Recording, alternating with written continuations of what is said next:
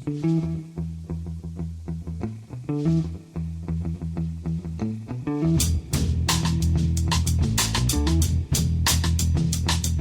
and welcome to The Price of Football, the show that looks at the money behind the beautiful game and for a record second time running is hangover free.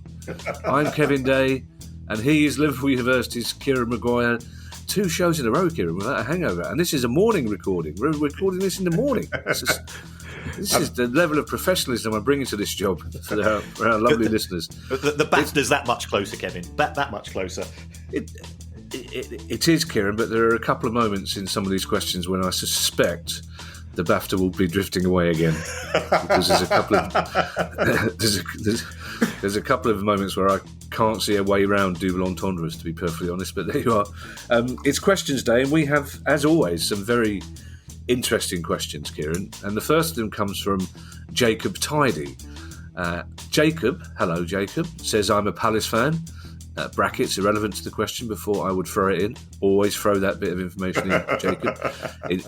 In general, I'd like to know what football team you all support. Yes, that's a really good idea, actually. One that shall not be named.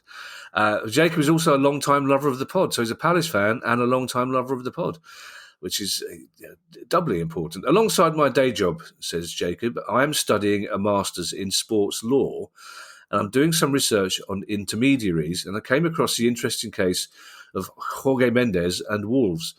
It's reported that Fosun own a 15% stake in the holding company of Mendes agency. Gestifute, is it, Kieran? That's right. Yes, very good. I very confidently went into Jorge and didn't do any research into Gestifute. Along with Fosun paying Gestifute as an advisor, I was wondering if you'd be able to work out how much each party would be making on a transfer where, let's say, Mendes acted for Wolves, the player being sold by Wolves, and also the buying club, as I believe may have happened with the Doherty transfer to Tottenham. Now, this is an area we've explored before, Kieran, but not really the financial aspect of an agent working for all 3 parties and how the money is divvied up. Yeah, I think this one takes the somewhat Byzantine relationships between agents and clubs even further, in the sense that the club owner owns a stake in the agency, which you get into so many circularities here as to be astounding. But I took a look at when Wolves signed Fabio Silva, which I don't think has necessarily been one of their greatest signings. I think it was for 40 million, and apparently Gestifute picked up 7 million on that. So that was well over 15% at the time, and it is indicative of how beneficial transfers can be to an agency. And I think there's the classic case of Paul Pogba going from Juve to Manchester United, where he picked up over 21 million at the time. And that was just from Juventus. So we don't know how much Raiola picked up from the player and the buying club.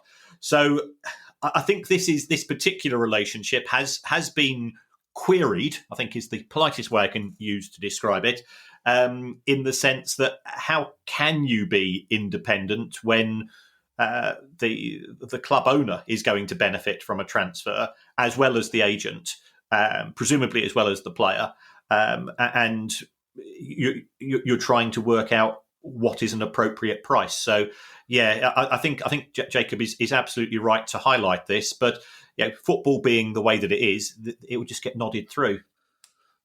Does Mendes also represent Nuno? I don't know. I suspect so, given that he does have a very close relationship with a lot of Portuguese players and managers. So we will investigate further. Well, no, the only reason I ask is that football fans being football fans, when Nuno was linked with the Palace job, very closely linked with the Palace job, and as soon as it fell through, just about every single Palace fan just went, that'll be the agent then. It's just this assumption. It's still, no matter how much we try and highlight the fact that most agents are decent people doing a good job for their players, there's still this perception in football that a lot of problems are caused by the agent. And I found it very interesting that immediately Palace fans just went, oh, that'll be a problem with the agent. Yeah, well, Google is our friend, and I can confirm that relationship is. You are correct. So Nuno is Mendes' client. I believe also he was his very first client. So they go back a long way together. Go back to the mid-90s. See, this is how our bizarre relationship as a double act has developed, Kieran. That we're on this same wavelength. That I talk just long enough for you to be able to Google something. And new listeners are thinking, Kieran goes very quiet every now and again, while Kevin whitters on about something that's only vaguely related to the subject. And it's because Kieran's Googling, everybody. Kieran has to be doing something. He can't just be talking to me. He has to be doing several. Kieran's a multitasker. Next question comes from Alex Weir. And Alex says, I have a question about team kits.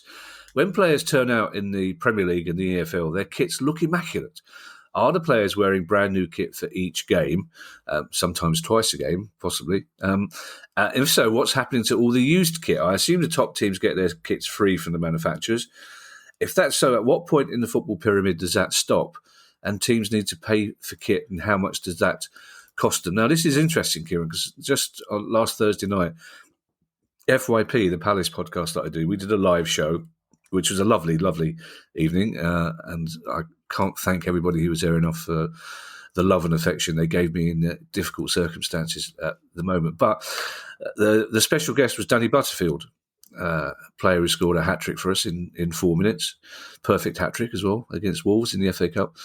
But we were talking about the difference between Palace now with our what seems to be a plan, which is unusual, but also a wonderful academy, recruitment system, so on and so forth. And he talked about his first day signing for Palace when he turned up at the training ground, which was in a portal cabin, and there was a little old man nailing down a yard of carpet outside because there was a trip hazard. And Danny said he pointed out that the carpet was now a worse trip hazard than the. But the subject of kits, he mentioned the playoff final when we beat West Ham in Cardiff, and he said the pitch at Sunderland in the semi-final just a few nights before, he reckoned they'd sprayed it green for the TV cameras. He said the Palace players' kit got really grubby, and the kit man couldn't get the stains out, and they didn't have another kit. So he said it was really embarrassing because they were in the tunnel, and West Ham had these brand new sparkling white tracksuits, and he was just counting the grass stains on the shirt of the Palace player in front of him, all of us went, surely we had more than one. He said, no, in those days we were so skint, we only had one kit. So I find this is quite an interesting question for me. Yes, yeah, I think it's an absolute cracker. I've been in contact with some clubs. Manchester United, for example, they get asked, clearly by a lot of charities, but a lot of people for match-worn shirts, and they give them or they auction them on behalf of good causes. So if you take a look at the Cristiano Ronaldo shirt, they recently played Spurs and they turned them over 3-0. That shirt's presently going for £36,000. Wow! And that's and also all of the shirts that they wore against Manchester City, because they had the poppy emblem. All of those are being auctioned as well. So if the bigger the club, the more likely they're going to be able to have shirts on effectively fairly close to a match-by-match basis. As we drop down the divisions, things are not as benevolent from the manufacturers, and you can understand that. So I contacted our very good friend Andy Holt at Accrington Stanley, and in true Andy style, he says, "We wash them until they're fucked." Which I love Andy so much. Yeah, fair enough. Well, but that's good. Because I think we're speaking to Dale Vince soon, and he's Mr. Sustainable, and that's really good. Because we should be recycling food, recycling clothes as much as we can. I also spoke to David Artell, who's the crew manager, who's been on the show as well. And he says they get 2 home and 2 away kits for the first team, 1 home and 1 away kit for the under-23s, and the same for the under-18s. And after we finish them at the end of the season, the players get to keep 1 home kit and 1 away, and the second home and away kit go to the kit sponsors. So they are getting a fair amount of use over the course of the season, and I think the kit mans do a damn good job to get them coming out looking so pristine on a week by week basis. Because we all remember what it was like when we were at school and we had 3 shirts to last a school year, and by the state they were in after about 2 weeks of us lot wearing them. Yeah, we've talked about. You talking about 3 football shirts, Kieran, or 3? No, three school shirts. Oh, 3 school shirts. Okay, all right, fine. It is possible, by the way, to recycle food. Remember that really bad hangover I had the show before last? I recycled quite a lot of food after that. I like that Andy Holt does make me laugh a lot.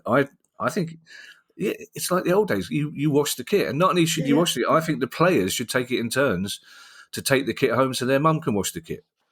So do it properly. Keep in touch with, or their dad, because it's 2021 before anyone says iPod. And also on the subject of Premier League clubs and shirts, and people at home will know, you know who you are. Some of you have done this. Middle-aged men, stop forcing your children to hold up a cardboard sign saying, "It's my birthday, can I have your shirt, Declan Rice?" It's getting out of hand.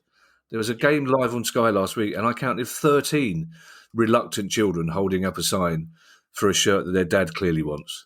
Because it seems always to be a player. They all seem to be picking a larger player. Why do these kids always want the big players? Oh, it's because their dad. There's a couple more. Danny Butterfield was very interesting about football in the old days and told a story about Neil Warnock's pile cream that I don't think I'll ever get out of my head. I don't think anybody who was at that do slept that night. Neil Warnock sounds quite the character. Yes. Our next question comes from Mark Last, and I really does slightly annoy. I shouldn't have had to say to Guy, put this question last. Why do you have a question from somebody called Mark Last and not make it the last question? And we know the answer because he just said we would have banged on about it for 10 minutes. But I said we'll bang on about it wherever it is. Anyway, Mark Last says, I love the podcast. Thank you, Mark. It's the only one I've found that combines my loves of football and business administration. That's a strange Venn diagram, isn't it? It's amazing to think there aren't hundreds of other podcasts out there combining Mark's loves of football and business administration, isn't it? Mark says, I'm opposed to gambling sponsorship in football, which is certainly a very hot topic at the moment.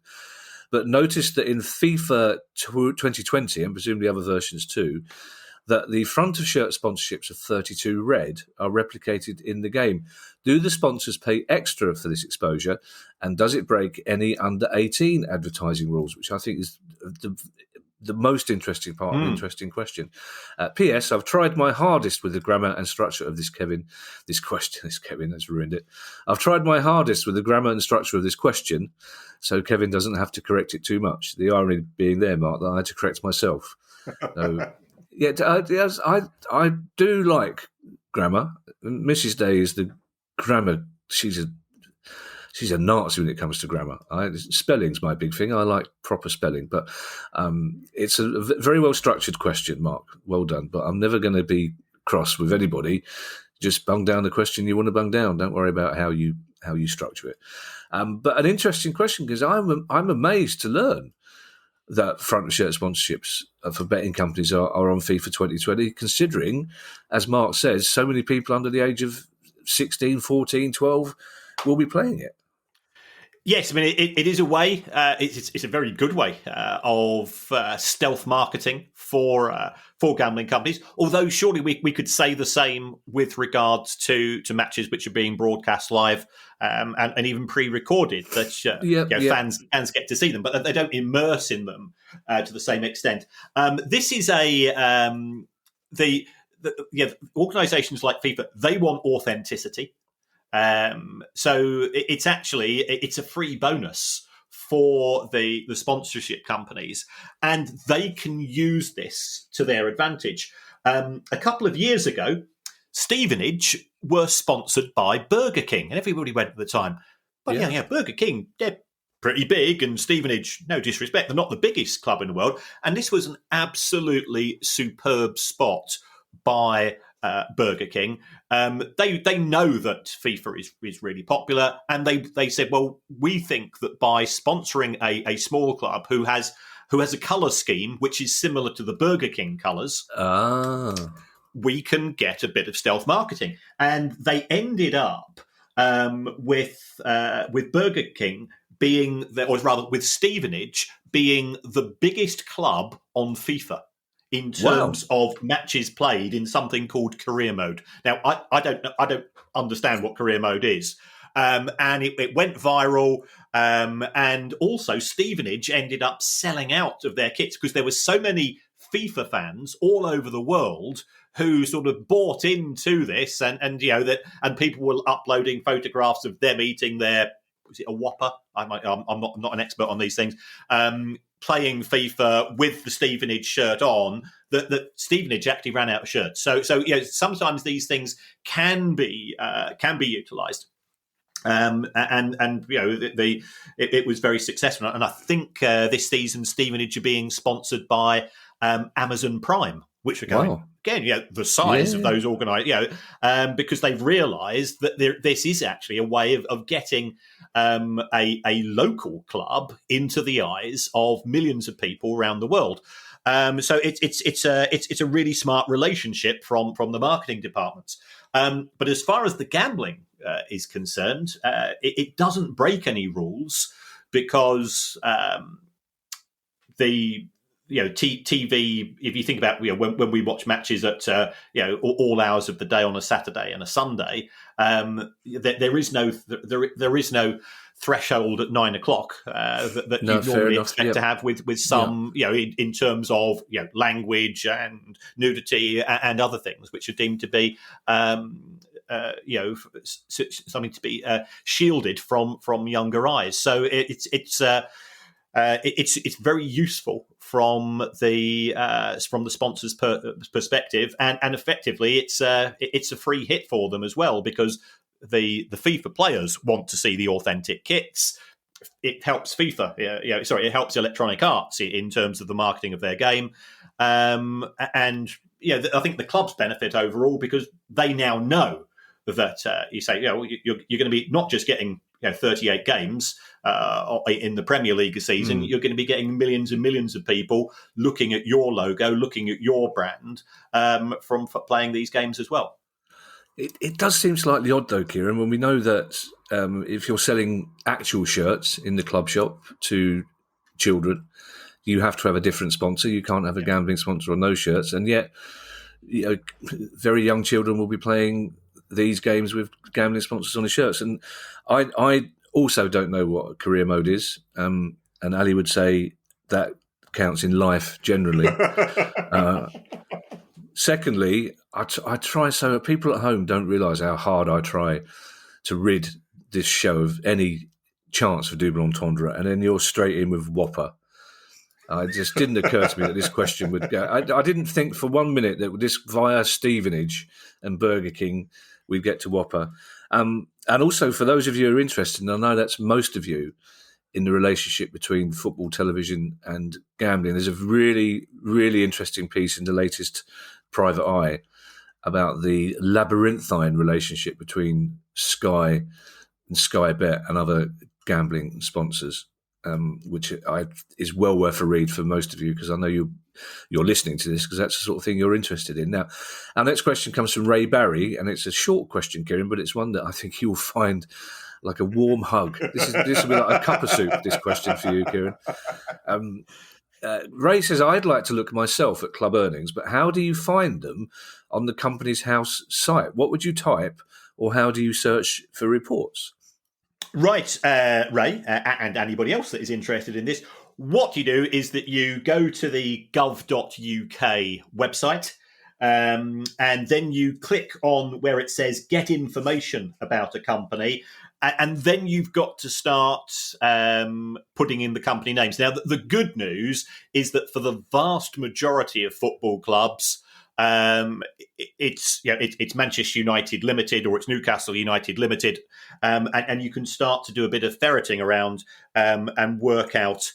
And just pick up those figures immediately, or pick up the company name. Some of them are a bit more complicated. As you know, at Palace, it's CPFC 2010 Limited. We've got West Ham, who are WH Holding.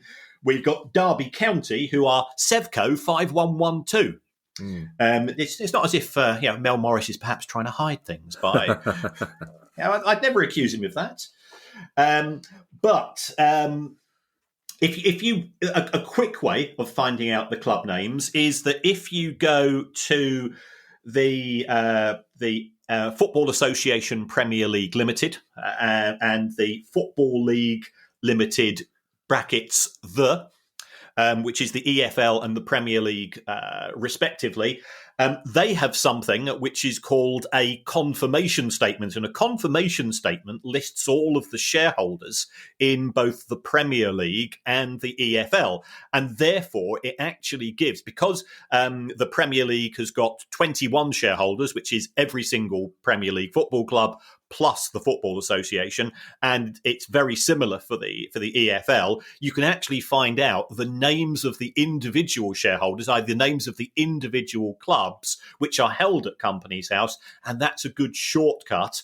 And I did find an error about 5 years ago in the EFL list, and I got very, very excited, as you can imagine, because one of the shareholders, which was a company which had gone into liquidation. Can you imagine how in what nerd heaven I was in at the time?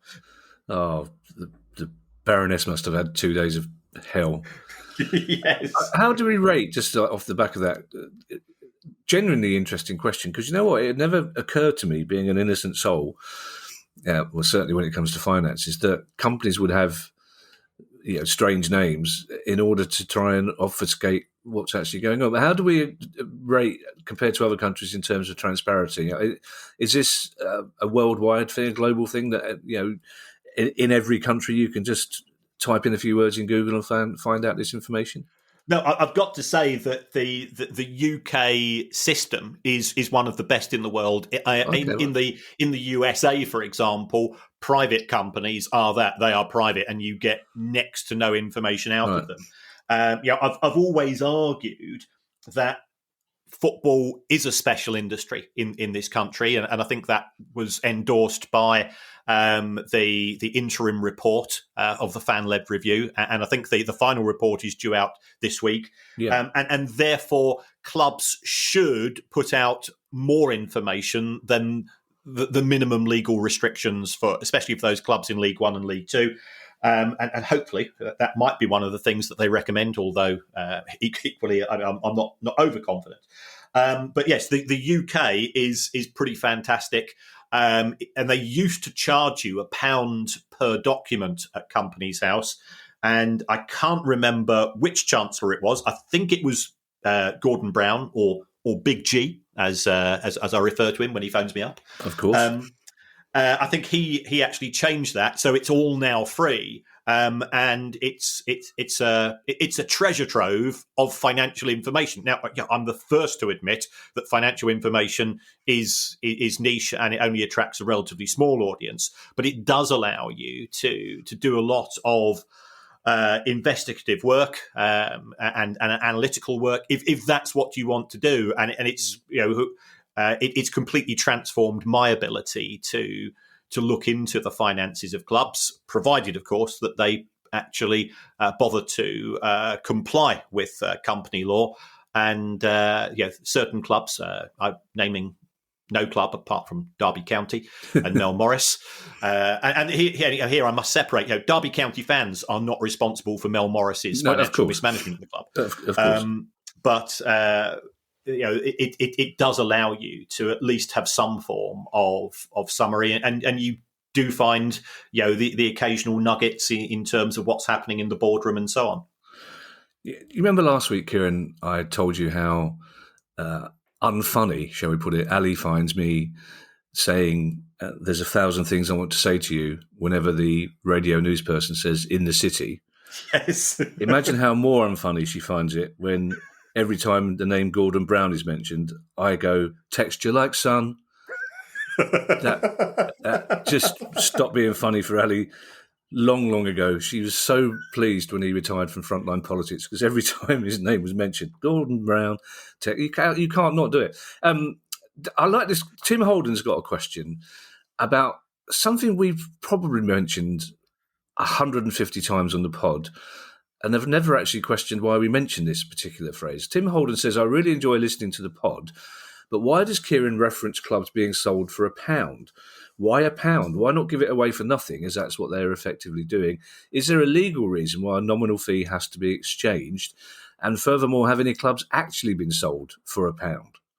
Right. Well, thanks for the question, Tim. If we look at both elements here, the reason why a nominal fee has to be exchanged is that if you are selling a football club, then that will be via a contract. And with a contract, you have to have something called consideration, and consideration is payment. So, whether it's £1 or £100 million, provided, and you may have heard of peppercorn rents, for example, where that was you do have to pay something. And it's got to be more than zero. So a £1 is effectively the easiest thing for a firm for a legal firm to put into a contract, and therefore I have given you consideration. I have given you a fee, and in return you have given me Chelsea Football Club, as happened with Ken Bates when he acquired the club famously, and he then sold it for considerably more than £1 to Roman Abramovich. And we have seen an awful lot of clubs be sold for £1. Portsmouth, Swansea, Hull, I think Bury to Steve Dale. I know Brighton was sold for £56.25. Wow. Which is slightly more than that, but not much more. So it's a common feature. But when people say, well, why? Because clearly, if you think about Chelsea, prime real estate in the centre of London, when you acquire a football club for £1, you acquire everything in relation to it, and that's both its assets and its debts. So if the debts exceed the assets, under those circumstances, you say, right, I'll pay £1 and it's up to me now to sort everything out. Under normal circumstances, or if this was a different pod, I'd be asking you why Brighton was sold for such an unusual sum, but we've got a lot of questions to go, and, Brighton. Chris Saunders says, if you use the cost of Premier League TV deals as a measure of inflation, which Premier League squad had the highest net book value? It's actually very difficult, Chris, to work this out, because what you have to do is you have to know the value of individual transfer deals, and we don't know that these days. There are many which are undisclosed, and we've discussed that before. And then you've got to be able to tie that into the individual TV deals, which is something which I have done on a global basis. So if we take a look at squad costs in total, the Manchester City have the highest. In the most recent accounts, they were £978 million. They have subsequently, of course, signed Jack Grealish, so therefore they will be the first club in English football to have a £1 billion squad. Wow. So that's looking at it from the perspective of what we have today. If we're looking at the total spending of all clubs, and I have adjusted these for inflation, the biggest spenders are Chelsea, because the fees that were paid by Roman Abramovich when he first acquired the club in 2003, he spent an absolute fortune in those early years. And once you do factor in the acceleration in the value of TV deals since then, it's Chelsea first. I think it's Manchester United second, and then Manchester City third. Okay. Question from Robert McPherson, who I'm guessing hails from north of the border. North of the border from where we're sitting. Robert says, as we all know, winter in England is terrible. I'm not so sure about that. I disagree. It can't be terrible enough. I love winter. Winter's lovely, except I don't think we're ever going to get a bloody winter again. If it doesn't start getting cold soon, I'm going to get very cross. I would, if I believed in people having SAD, I would think I've got reverse SAD. But yeah. Anyway, as we all know, winter in England is terrible. We've debated that. Believe it or not, it's even worse in Scotland. I'm prepared to accept that it can get colder in Scotland than it is in a vineyard in Sussex, Kieran. If Scottish football moved to playing a summer season, would we be able to raise more money from TV rights because there's nothing else to watch? And if we manage to qualify again for a summer tournament, surely we can just have a summer break for the duration. Now, I mean, for most football fans, instinctively, you go, no, not football in the summer. It doesn't work. But I think it's quite a sensible suggestion from Robert. If you had the majority of the season, from April through to September, you're going to attract a lot more people, I would guess, certainly to live games. I think there could be a case from a television perspective, and I know he has identified the fact that there's summer tournaments, but remember we now have the Euros every 2 years. Every 4 years. We've got the World Cup every 4 years, potentially every 2 years. There's not a lot of wiggle room. You've got we've got the Olympics as well, which attracts some of the younger players. So there's already a lot of demand. I think actually the issue there are some leagues which I think some of the Scandinavian leagues play across the summer. Play across the summer, so it's not impossible. I think the challenges would be, to a certain extent, is that if you were Rangers or Celtic, you're also, of course, playing in the Europa League, and they're hoping to play in the Champions League. So that means that the players are playing football 12 months a year. Yeah, which gives problems. Another issue is that player contracts in the main expire on the 30th of June. Now, that fits in well with our traditional season. So if Scottish football moved to a summer sport, and let's say that contracts expired on the 31st of October or the 31st of December, that's going to cause, again, it will be messy for those clubs which are playing in Europe, because how do you tie things in? And I think it's messy for the players, because if they are moving from another European country to Scotland, and what are you going to do for the 6 months of a contract which could be going fallow? But it's not impossible, there are issues with regards to the value of Scottish TV rights. The SPFL will say, well, we've negotiated with Sky, and we believe that we've got as big a deal as possible. At present, we have a number of clubs such as Aberdeen Hearts and so on who have commissioned a report by Deloitte to see whether the value of Scottish football is understated, and I think TV rights is an area that they will be looking at. So, perhaps this is a question we should perhaps ask of Neil Doncaster. We'll get him back on the show, because he's always keen to pop in for a chat, and perhaps we'll ask him. He is always keen to pop in for a chat, isn't he? Robert, it sounds like the short answer to your question is no. But I think it's a very good idea, except I don't like football in summer, so I suppose I don't. Dave Brandon says, I have what I fear is a daft laddie question about release clauses. Now, Dave, I don't know how often you listen to this pod. There is nothing anybody can ask on this pod that is as daft as some of the things I've asked. Trust me, nobody out there need fear the fact that their question is too simple or too odd, because it doesn't stop me marching bravely on and asking questions that, if you think my eyebrows go up, you see Kieran's eyebrows when I ask something very simple about amortization, which I do every time I see him, because I forget. The daft laddie question is about release clauses. How do other clubs know what the transfer is? Do agents tip off interested clubs? And if a buying club doesn't know the relevant fee and has a bid in excess of the release fee accepted, then what happens? Could they take legal action against the selling club? I mean, this is, the Palace triggered what was reported to be an £8 million release fee for Elise.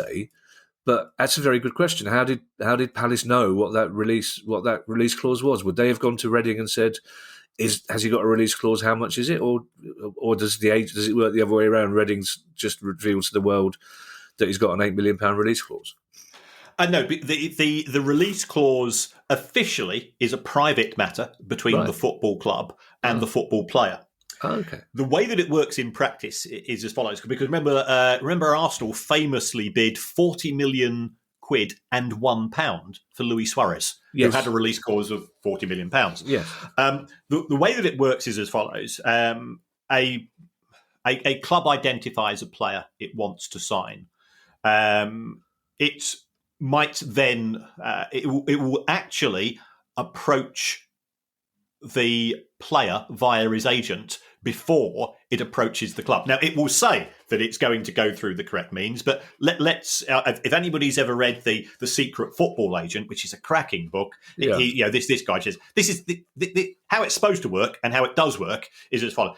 Because the player might not be interested. So, what's the point in coming in? So unless it's on transfer, in the transfer window, when you got 48 hours of the window left, that's when they tend to actually contact the club first. But if we're talking, some of the big transfers, all of the groundwork takes place in advance. Is the player interested? What's he looking for? And then they will say, well, if that's what he's expecting in wages, then we know how much we can afford to bid for a transfer. So it shouldn't happen because it's a private contract between employer and employee, but the agent will have been a party to that contract. So in practice, there will be communication. Remember when Liverpool signed Virgil van Dijk from Southampton, and Southampton reported Liverpool for an inappropriate approach to the player, and Liverpool then backed down for 6 months, and he subsequently signed for 6 months. So legal action can be taken place, or the predator club could be reported to the Football Association, because you are supposed to contact the club rather than the player. But that's not always the case in practice. There you go, Dave. Turned out to be a really interesting question after all.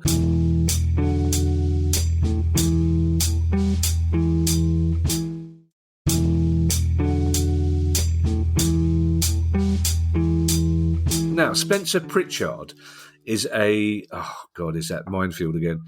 Is a Shrewsbury fan in League One. Spencer Pritchard is a Shrewsbury fan in League One. Take your pick. With all the talk of finances in the EFL being stretched, I wondered if we could get any idea to what extent player wages in the EFL are set to contract in the future. More specifically, what percentage do you expect player wages in the EFL to decrease in the coming months, if at all? Right.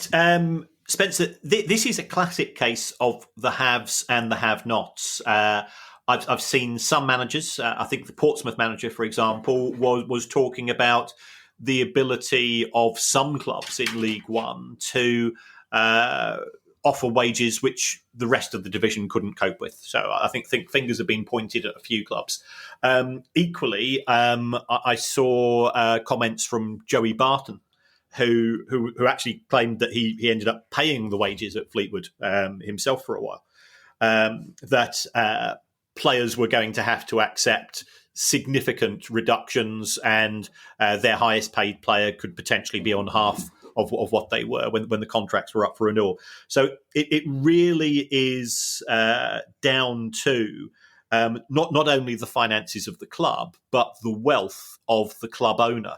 And how much money they're prepared to put in, because under the I think it's called salary cap management protocol, or some proper blue sky thinking away day wage cap that they have in Leagues 1 and 2. In League 1, you're not allowed to spend more than 60% of your revenue on wages, and in League 2 it's 50%. But if the owner of the club puts in £1, then you can add another £1 to the wage bill.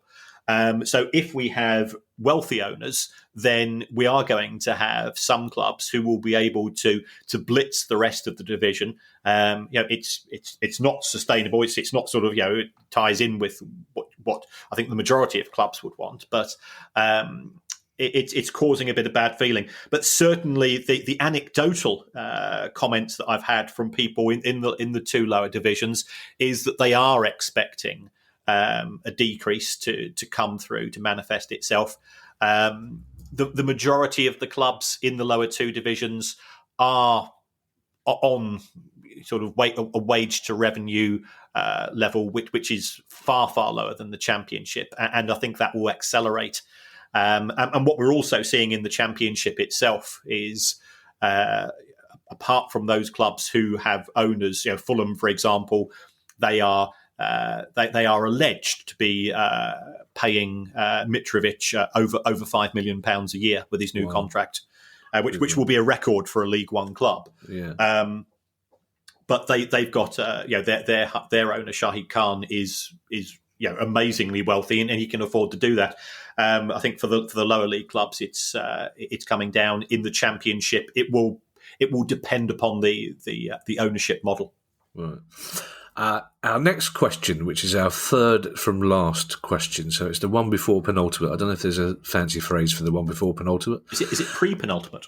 Is it pre-penultimate? Oh, okay. I always get when you use the word pre about anything here, and I get really, really, really genuinely anxious. Question. It comes from Larkin Hogel, who's a friend of the show.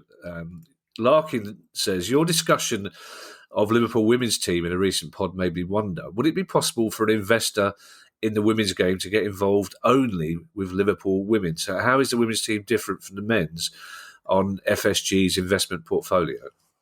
Right, certainly it is possible for investors and other people to get involved, because from a legal perspective, they are separate companies. Therefore, they have their own identity. We are now seeing some sponsors of the women's team be different to that of the men's team. So an example would be Everton, who are sponsored by a company called Megathon, which is owned by Alicia Usmanoff, who is not anything to do with Everton Football Club officially. That has to be stressed. He is the former business associate of the Everton owner, Farhad Moshiri, and he's also the guy who completely independently paid £35 million for the option to have the naming rights for the stadium and so on. So one of his companies is sponsoring the women's team. If you take a look at the finances of the women's teams in general, they are all losing money.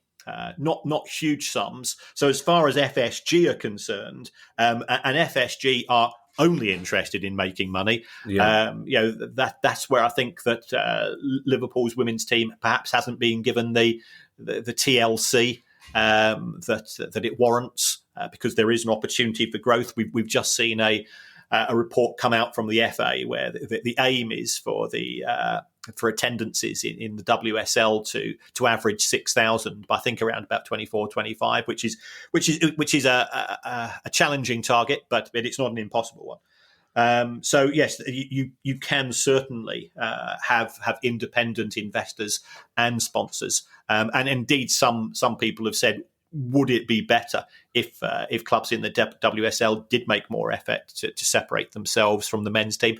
I'm not convinced that would work, because there's an opportunity for shared resources in terms of medical or training facilities and so on.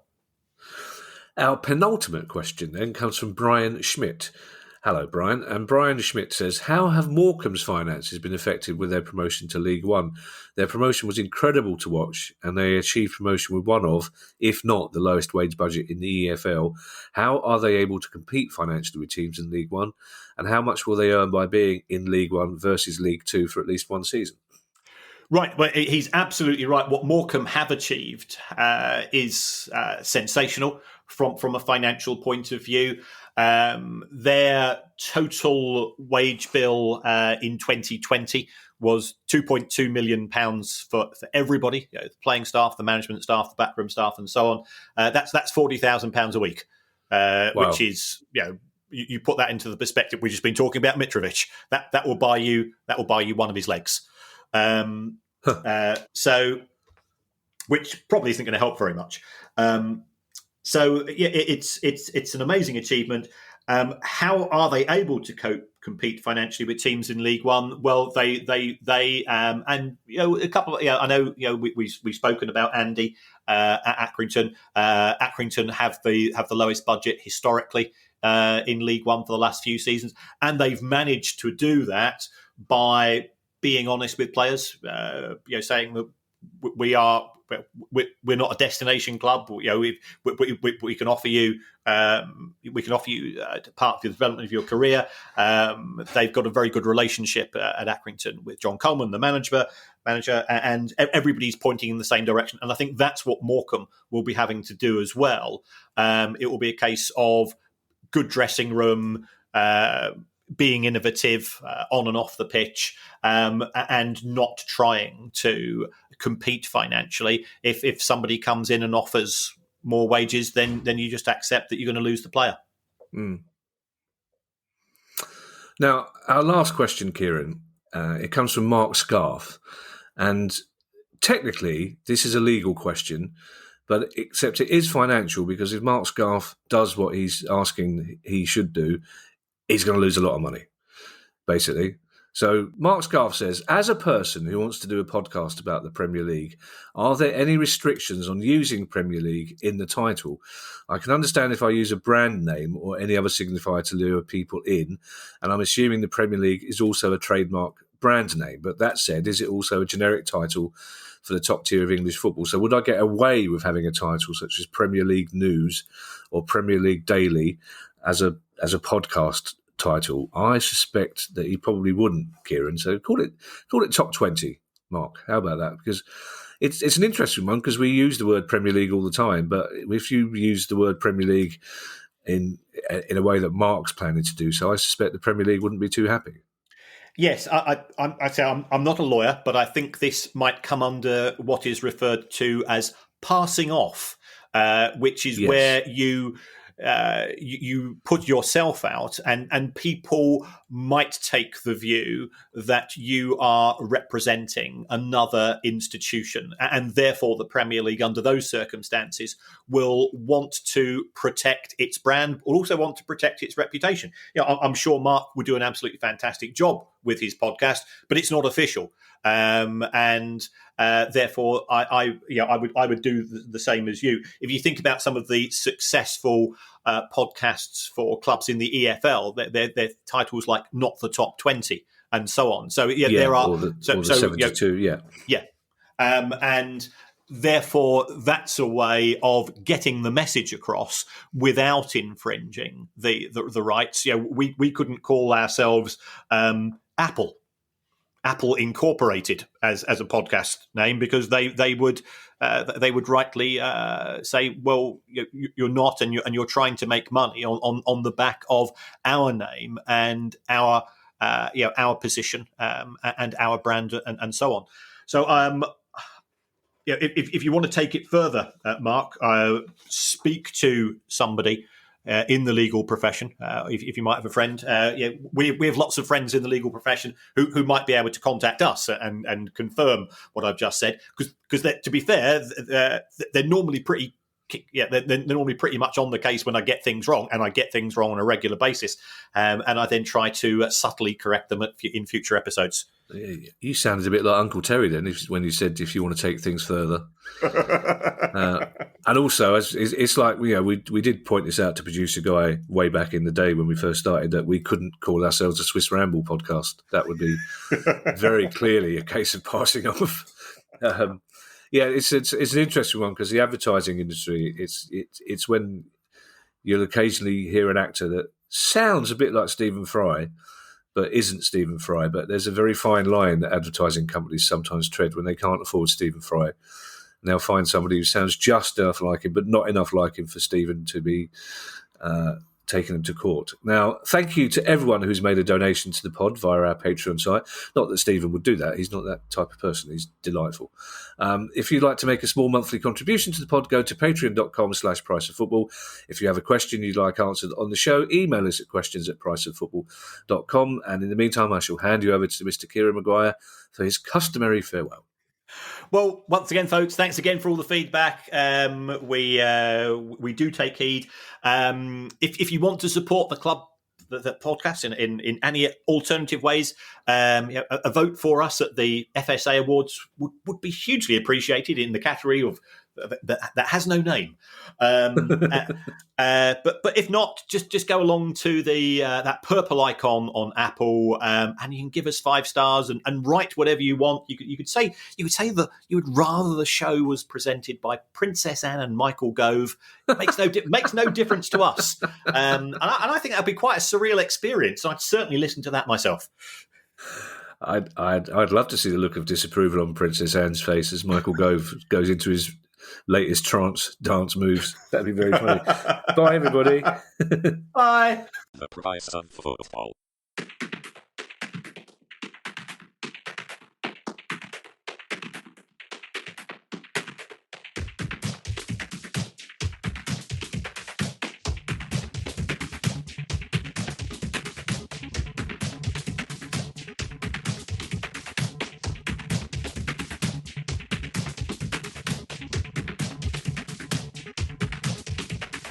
The Price of Football.